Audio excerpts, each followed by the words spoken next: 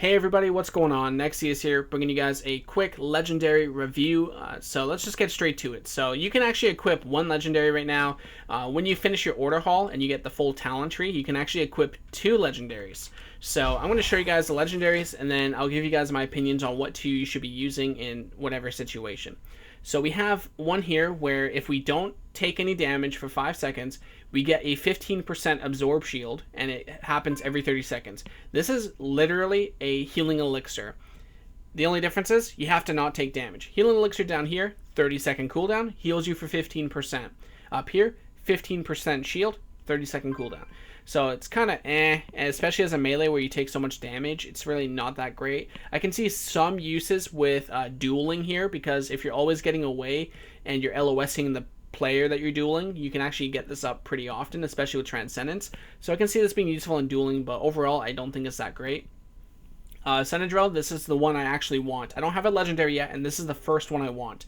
If you're gonna like 1v2, 1v3 out in the world, you need this. This is going to be the answer to your problems. The amount of damage that Touch of Karma can redirect is increased by 150%. Now, here's the reason why this is going to answer everyone's problems with 1v2 plus. People are stupid. And the reason why they're stupid is when they see us monks Touch of Karma, if it's not on them, they feel like it's okay to attack into it. So they kill the person that's fighting with them. So what happens here is Touch of Karma normally will only absorb and heal you for half of your health. But with this, it's double your health. Not half, double. It's like 3 times the regular amount. So you can heal to full easily. You can pretty much redirect damage for the full 10 seconds. There's no way they're going to damage through that. And if they do, the person that's taking all that damage over 6 seconds, it's like 3 million damage over 6 seconds. They're dead unless they pop a defensive. So it makes 1vx's really easy to do. So, I mean, I don't know. It's just self-explanatory. So much absorb. It's absolutely amazing. If people were smart and didn't attack into it, it would be pretty crappy or even mediocre. But people are stupid, so it's so good in 1vx's. So I can't wait. I'm just going to go to like World Quest when I get this, and I'm going to get like 1v3s. It's going to be too easy, I think. So next one we have the duration of Storm, Earth, and Fire is extended by 1.1 seconds for every chi you spend. Okay, so that's pretty cool. This is a PvE thing. PvP, not really. It's very easy to get CC'd in Storm, Earth, and Fire. Happens to me all the time when I try and use it. So you're not going to get a whole lot of value in PvP with this. For PvE, though, you can get a lot of value out of it. I'll go more into this later when I discuss PvE, but it's a pretty decent one. In terms of Hidden Masters, you can touch a death twice, basically. So you touch a death, and within the next 3 seconds, you can touch a death again before the cooldown starts up. So that's pretty cool. The only problem is you can't use it on the same target to stack damage, which makes sense for balance reasons, but it kind of sucks in PvP because of that. Unless you're doing like a 1v2, you touch a death both of them, you leg sweep both of them, and then you Serenity and AoE both of them with Fist of Fury and Windlord. So you can do a lot of Gale Burst with that. So I can see some potential with like a 1v2, maybe even 1v3, but I do think there might be some better choices out there. PvE wise, I think there are better DPS increases besides this one, unless it is a specific boss mechanic or I don't know, like a boss in a dungeon, even a raid, where it could be valuable, where you have to touch the boss and another minion or maybe 2 minions. But other than that, I think there's better choices. Synodaria, the Symbiote, your attacks cause an additional 30% damage as physical to enemies above 90% health. Not that great PvP wise, but it does have an interesting aspect. A lot of people like to see big crits and one-shots. This is where you can potentially one-shot. Let's take a look here, for example. I have a couple potions here. Reduces damage taken by 20%. Not that one. This one here. Increases all damage by 30%.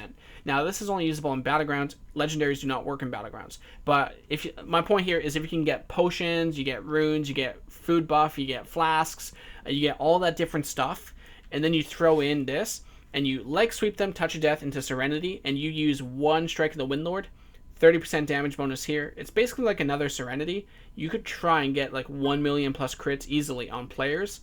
That would be a lot of fun to watch in terms of a montage. A big crit montage with Strike of the Windlord.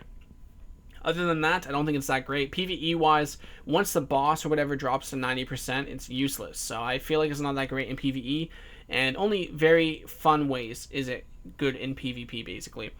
Catsual's Eclipse reduces the cost of Fist of Fury by 2 chi. That's pretty nice, actually, especially if you're using Storm, Earth, and Fire, which you should be in PvE.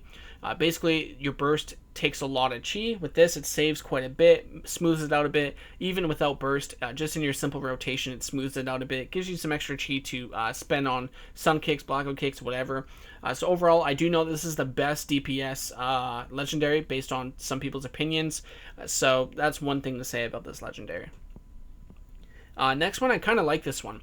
Whenever you successfully apply a loss of control effect to an enemy, so basically leg sweep, fist of fury, stun, and paralysis, you will gain 70% movement speed, and you will also gain 15% haste for 10 seconds. The effect may occur once every 30 seconds. Now, I like this one because it's kind of like a Serenity where the haste reduces cooldown on abilities like Sun Kick, Fist of Fury, Dragon Punch, and Rushing Jade Wind. So basically, it's kind of cool. Basically, when you go to Leg Sweep or even Paralysis or Fist of Fury Stun, it will reduce the cooldown on everything. And then when you throw Serenity in there, it reduces it even more. So as soon as you finish that burst, everything's pretty much back up again. So it's pretty crazy. So it's pretty interesting to get like 3 Fist of Furies in like, I don't know, 20 seconds. So it's pretty cool. Finally, we have March of the Legion, which will increase Windwalking movement by 15%. So you and your entire raid will have 25% speed. That's some pretty amazing utility in a couple different ways. So now that we know how every legendary works, let me show you guys what the best legendaries are. So for raiding, it's pretty simple. The top 3 DPS legendaries are Katsuo's Eclipse. It's number 1 in DPS. Drinking Horn Cover is number 2. And Cinedaria is number 3. So if you're looking for top DPS legendaries, it's going to be Katsuo's, Drinking Horn, Cinedaria. If you're looking for utility for like raiding, we have March of the Legion. This will basically allow you and your raid to dodge mechanics easier. If you have to get to a specific spot fast, you have this to help. There's just so many good things about March of the Legion's utility. So it's really good for raiding. I know a lot of monks, and the guide from Icy Veins even recommends this. And I would agree, it's really good for mechanics and stuff. Once you guys are mastering the mechanics, maybe it will be possible to replace it with another DPS one, like Drinking Horn Cover, but it really is nice to have this in the raid. So honestly, I think the 2 legendaries you use in raiding is Katsuo's and March, and then arguably Drinking Horn Cover. So that's what it looks like here. These top 2 would be your choices for raiding. The utility is really good. Speedrunning dungeons. Even if you don't need this for speedrunning dungeons, you could go with Drinking Horn Cover for a lot more extra DPS. So you can go Katsuo's and Drinking Horn. All I know is you want Katsuo's for sure. And then you switch between the 2 on what you would prefer. For PvP, if I'm by myself, I recommend Synodrill. This will allow you to absorb, I believe, triple the amount. So instead of half your health, it will absorb double your health. Now this will be healing, so healing will be very easy to get back to full health. This will redirect damage equal to double your health. So that's 3.6 million. The average player has about 2 million. You can basically solo kill someone with Touch of Karma alone. So it makes it really, really good for 1v3 situations. The other reason why it's really good for those situations is it also absorbs double your health. So you can absorb up to 3 million damage or so, which means without this cloak, if you're doing like a 1v2, 1v3, they can easily break your karma instantly.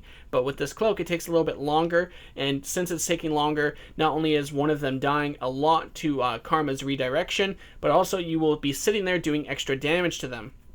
So overall, basically this cloak is essential and godly for 1v2s, 1v3s, any kind of outnumbering PvP scenario. So this is the cloak I want, number 1, for my first legendary. I really hope I get it because I need to do like 1v2s and 3s, and this will help a lot. Now, for solo world PvP, like I said, this is the best one. The next one I recommend is Suffuse's Secret. Now, the reason I recommend this is because it's good against ranged. So if you ever have any issues with ranged, especially if it's like a 1v2 plus, the movement speed will help you. We have a lot of CC between Paralysis, Leg Sweep, and Fist of Fury, so you'll have this up all the time. The 70% movement speed and the 15% haste are really nice. The haste not only gives us attack speed and energy regeneration, but it also reduces the cooldown on our Rising Sun Kick, Fist of Fury, Dragon Punch if you're spec'd into it, and Rushing Jade Wind if you're spec'd into it. So basically it's really good for getting the consistent damage out, which is what you really want in like a 1v2 situation. Even in a 1v1 situation, if they trinket your burst, everything comes up really quickly. It stacks with Serenity with the haste cooldown reduction. It's just really good. So if I had to recommend 2 for by yourself PvP, it's going to be Synodrill and Suffuse's Secret. Now, Cineraria can be potentially fun as well. If you want to replace one of them with Cineraria, you can try and one-shot people and get big crits with this. So, for example, you get your flask, your food buff, and everything. You leg sweep them, pop your Serenity, and then you pop your Windlord, and boom, you hit for 30% extra damage. Trying to get those clips. I'm definitely going to do that if I get this Legendary whenever I do. So it can be fun, basically. But, yeah, I would say the best choice for solo PvP would be Senadrill and Suffuses. Now, if I'm with my guild, or say you guys are in a group and you're world PvPing in a group, there's two things you want. You want your utility here. My guild is very melee heavy, so by using this, my healers can get away easier. My melee, including myself, can get up to targets easier and kill them easier instead of wasting time trying to catch up to them. Ranged, like hunters and stuff, can kite better, everything. The movement is just so good in group content, whether it's raiding or PvP, so definitely use March of the Legion in group content. The only other question is, what do you use with this? Now, you could use Suffuses for the extra sustained damage. You can use Katsuos if you want. Like, honestly, you can go with anything here with March of the Legion. Personally, I would probably go with Senadrill just to make sure you survive, because you are melee, and Windwalkers are quite easy to kill now in Legion. So I would recommend Senadrill for the extra absorb, and you'll probably end up killing whoever you put it on as well. So I would probably say Senadrill and March for group content, especially if it's like 40v40. You're going to be taking a lot of damage. So March and Senadrill, you can arguably switch out to whatever you want, whatever you really prefer, if it's less scale or if you think you don't need the extra karma effect. So it's really up to you on that one. In terms of, I covered PvE, I covered PvP. Oh, dueling. Let's talk about dueling. Senadrill, out of the question. Most people who duel know about Touch of Karma, so they won't attack. Therefore, this is kind of a waste. Too risky. You could try and one-shot with Serenity and Strike of the Windlord if you want. I don't really think it's worth it, though. Overall, in my opinion, I would say Suffuses. The movement to catch up to people and to also kite people. If you're trying to get away and you use paralysis, it will give you movement speed. The haste will help heal as well. It will help reduce cooldown on abilities. So it's an overall decent 1v1 item, basically. Pride Daz can work in duels as well if you have LOS. If you can somehow keep them off of you for 5 seconds, such as you're attacking them over here, you have a pillar, you LOS, start healing. By the time you finish healing with healing winds and everything, you'll continuously or consistently keep up your second healing elixir is what I call this. So I can see Pridaz and Suffuses pairing together quite well in duels, depending on the class. Otherwise, maybe Katsuos. What else can we throw in here? I guess Senadrill, but like I said, it's kind of risky. I don't really think you really need it anyway. There's no way they're going to burst through your full karma. If they do, they're dead anyway. So yeah, I would say definitely Pridaz and Suffuses. Transcendence is really, really strong. Running away and healing is really strong in duels. So Pridaz, Suffuses, and maybe replace Pridaz with Katsuos if you think you can't get away with it. That's what I recommend for dueling. I think I covered PvE. I covered PvP. If you guys have any questions at all, don't be afraid to leave a comment down below. That's my review on the Legendaries. Hope you guys enjoyed. If you are wondering why I don't use something specific like horn cover or something, just leave a comment down below. I just don't want to make like a 30-minute video discussing every corner of this. If you have any questions, comment below. I'll answer it as best I can. Otherwise, that's my guide. Or, well, not really a guide. It's more of a review. Thanks, guys, for watching. Hope you appreciate this, and I'll see you on my next video. Bye.